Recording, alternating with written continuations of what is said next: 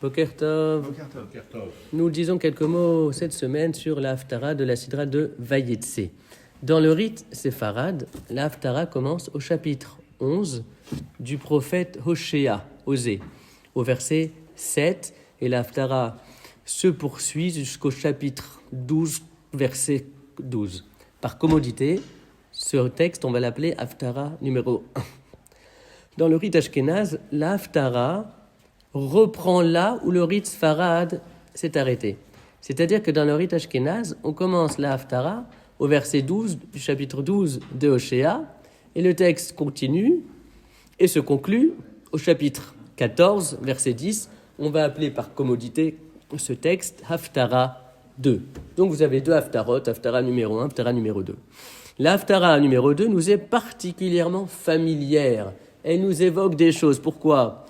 Parce que cette Haftara reprend le texte qui constitue la Haftara de Shabbat Shuvah. Et c'est la raison pour laquelle on reconnaît certaines formules et certaines expressions extrêmement puissantes. Son lien de cette Haftara 2 avec la paracha se dévoile dès les premiers versets, puisque le texte biblique nous parle de Yaakov, et le verset nous dit « Yaakov a fui vers le champ d'Aram.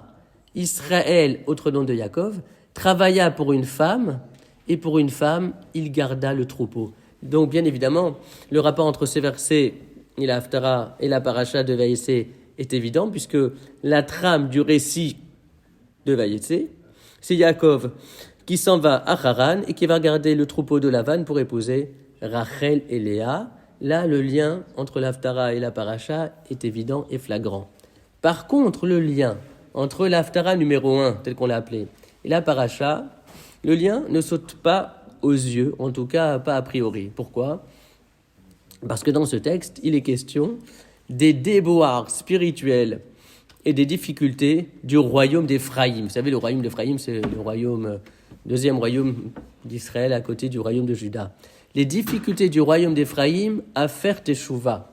Et dans ce texte, il est également question de l'annonce du retour d'Éphraïm, mais retour dans les deux sens. Teshuvah dans le sens de retour, c'est-à-dire repentir, amendement, et aussi retour vers la contrée promise. Et a priori, on ne voit pas le rapport entre cette thématique et la paracha de Vayetse. Et donc, pour comprendre le lien qui existe entre ces deux textes, il faudra écouter l'audio de demain.